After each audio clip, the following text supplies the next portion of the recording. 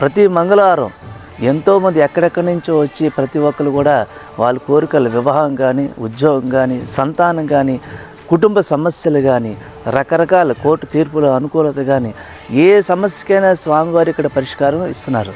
దానికి కారణం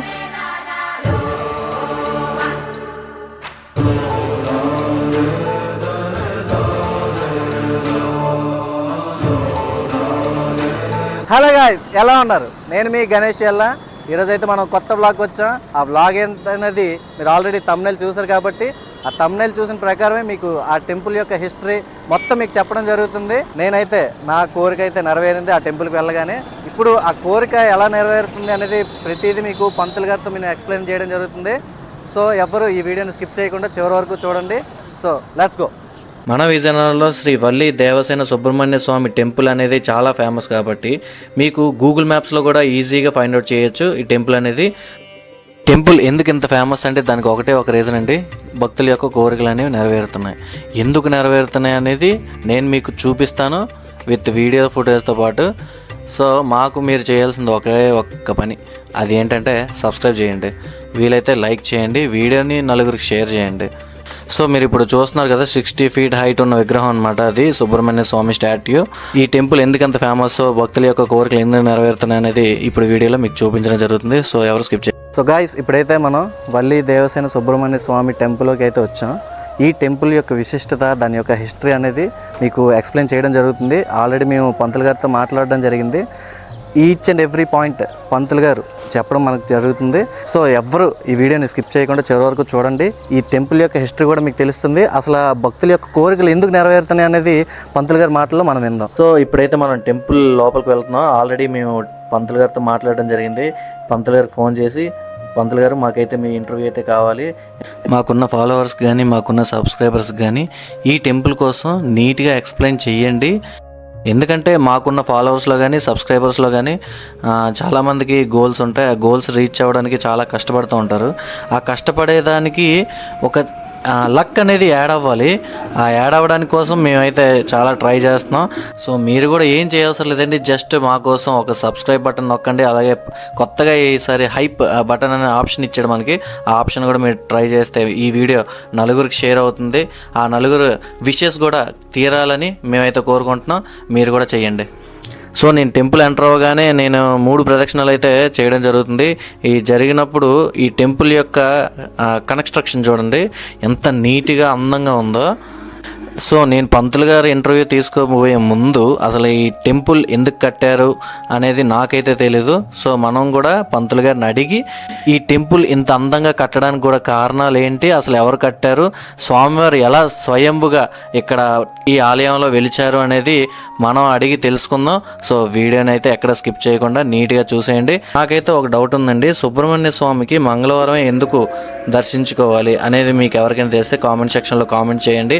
ఇప్పుడైతే మనం పంతులు గారి ఇంటర్వ్యూ అయితే తీసుకోవడం జరుగుతుంది. సో గాయ్స్, ఇప్పుడైతే మనం పంతులు గారితో ఉన్నాం, ఆలయ అర్చకులు వీళ్ళే. సో వీళ్ళ దగ్గర నుంచి స్టార్ట్ చేస్తాను. అసలు భక్తుల యొక్క కోరికలు ఎందుకు నెరవేరుతున్నాయి అనేది వీళ్ళ నుంచే అడుగుదాం. నమస్కారం పంతులు గారు. నమస్తే. అసలు ఆ భక్తుల యొక్క కోరికలు అనేవి ఎలా నెరవేరుతున్నాయి ఇక్కడ దీన్ని ఏంటంటే విజయనగరం పోల్బా సెంటర్ లక్ష్మీ గణపతి కాలనీలో స్వయంభూగా స్వామివారు వెలిశారు. వల్లి దేవసేన సహిత సుబ్రహ్మణ్య స్వామివారిగా.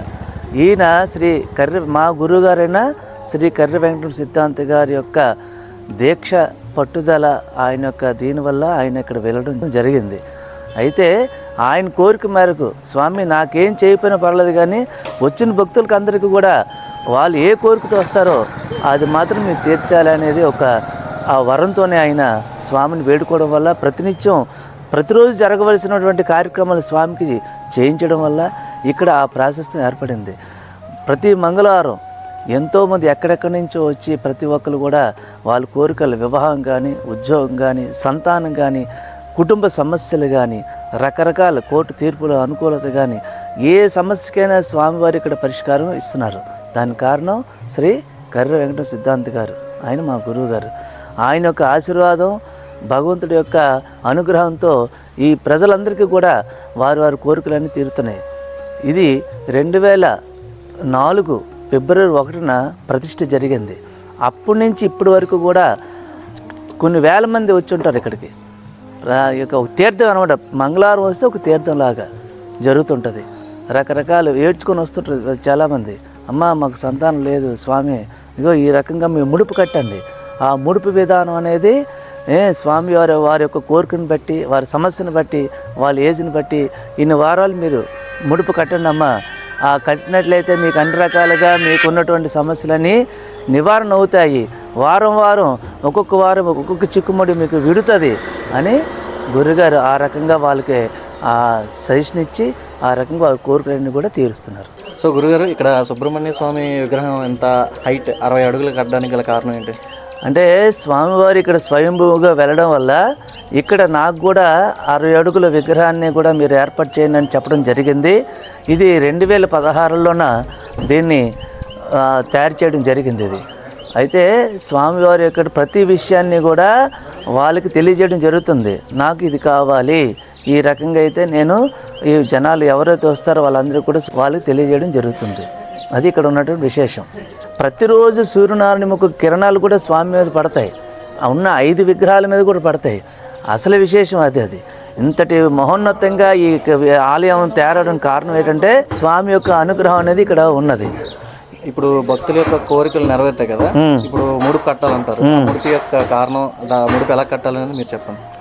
ముడుపు అనేది ఏంటంటే ముడుపులోన మేము కంపల్సరీగా 6 పసుపు కొమ్మలు, 50 రూపాయల చిల్లర, పసుపు అక్షతలు, ఒక రుద్రాక్ష, ఇది మేము ఏర్పాటు చేస్తున్నాం. కోవుల తరపున ఏర్పాటు చేసి ఫోటో ఇచ్చి ఆ ముడుపుని ఆ ఫోటోకి బొట్టు పెట్టి ఆ ముడుపు కూడా బొట్టు పెట్టి స్వామి మేము పలానా కోరిక మీద ఈ ముడుపు కడుతున్నాం, ఇన్ని వారాలు మేము వస్తాం, మా దోషాలు ఈ రకంగా ఉన్నాయి, ఆ దోషాలను తీర్చి మా కోరికను మనిషి తీర్చి స్వామి అని చెప్పేసి వాళ్ళు ఆ ముడుపుని వాళ్ళ ఇంట్లోనే ఉంచి ప్రతివారు ఇక్కడికి వచ్చి పంచామృతాలతో అభిషేకం చేయించడం వల్ల వాళ్ళ యొక్క కోరికలన్నీ కూడా నెరవేరుతున్నాయి. ఎన్ని వారాలు చేయాలి అంటే ఒక్కొక్క సమస్యలు, ఇప్పుడు ఏలినాటి శని, అష్టమ శని, అర్ధాష్టమ శని దోషాలు ఉంటాయి, గురు దోషాలు ఉంటాయి.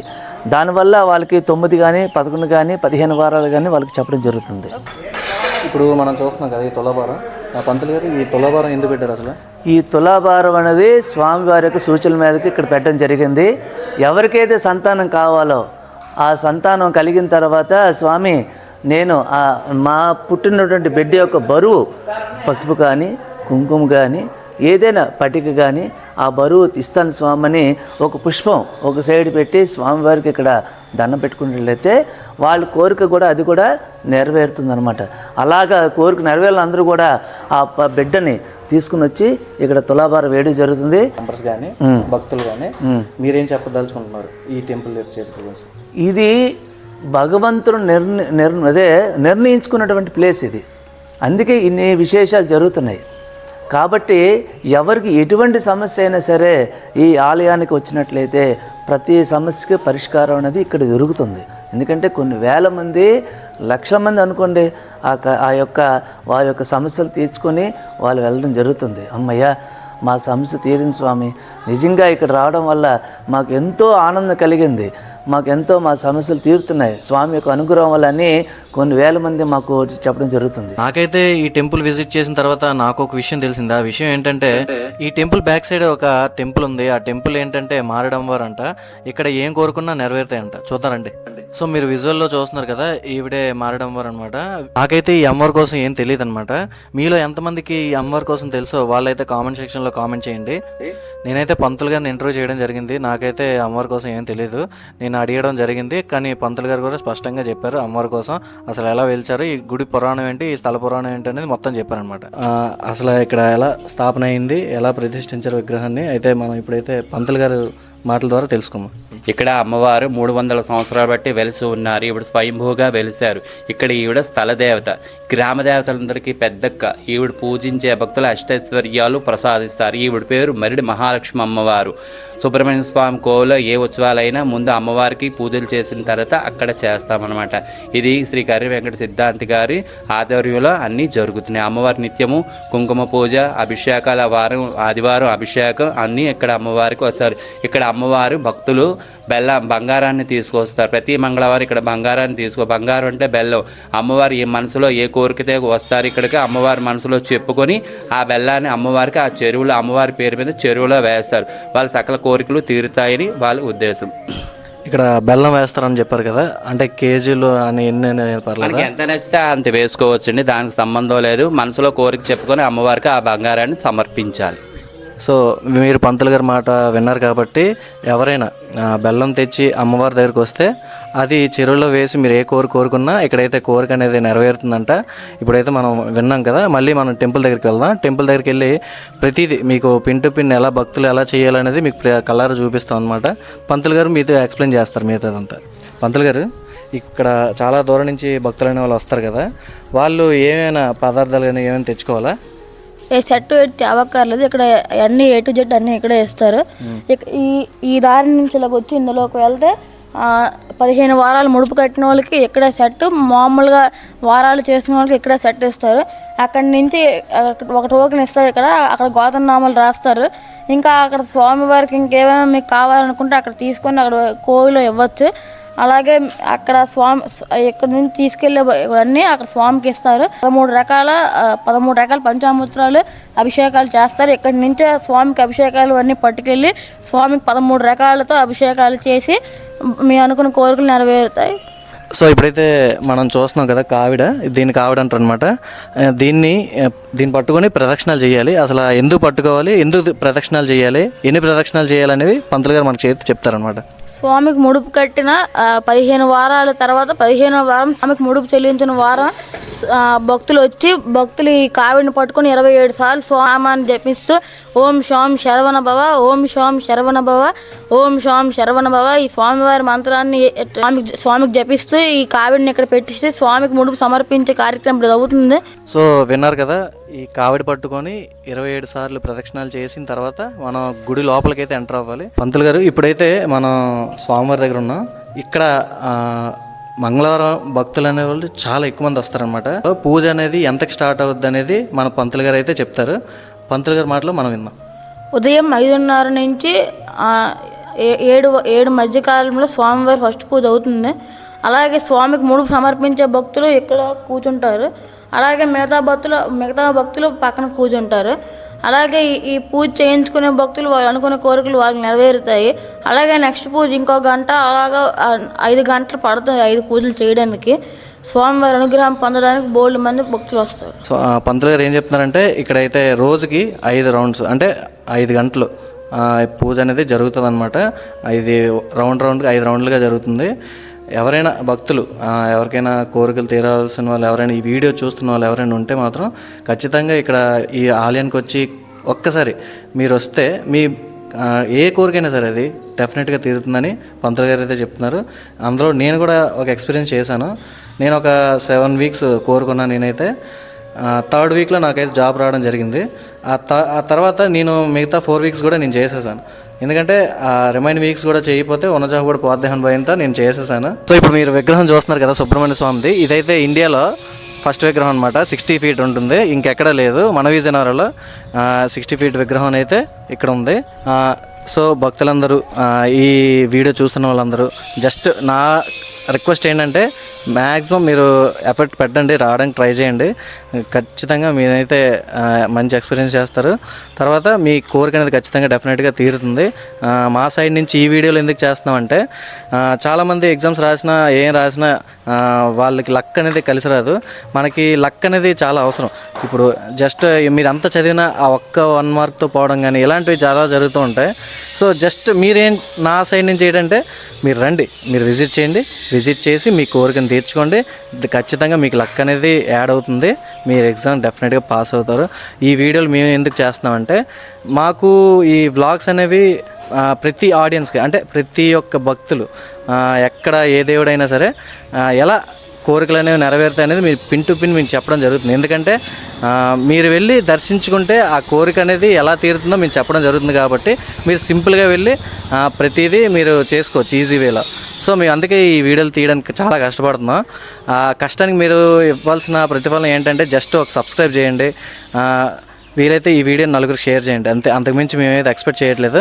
సో ఈ వీడియో ఇంతవరకు చూసినందుకు, ఇలాంటి సపోర్ట్ మాకు ఇస్తున్నందుకు మా లోకల్ ఫిల్మ్ స్టూడియోస్ నుంచి మా ప్రేక్షకులకి ప్రతి ఒక్కరికి ధన్యవాదాలు తెలుపుకుంటున్నాం. ఇంతతో ఈ వీడియో అనేది కంప్లీట్ అయింది. మా సైడ్ నుంచి ఒక చిన్న రిక్వెస్ట్ ఏంటంటే ఇలాంటి టెంపుల్స్ అంటే కోరికలు కానీ నెరవేరుతున్నాయి అనే టెంపుల్స్ ఎక్కడైనా మీ ఏరియాలో కానీ మీ ఊర్లో కానీ ఉంటే మాత్రం జస్ట్ మాకు ఒక మెసేజ్ చేయండి. మేము ఖచ్చితంగా మా టీం అందరం కలిసి మీ టెంపుల్కి అయితే విజిట్ చేసి డెఫినెట్గా ఎక్స్ప్లోర్ అయితే చేయడం జరుగుతుంది.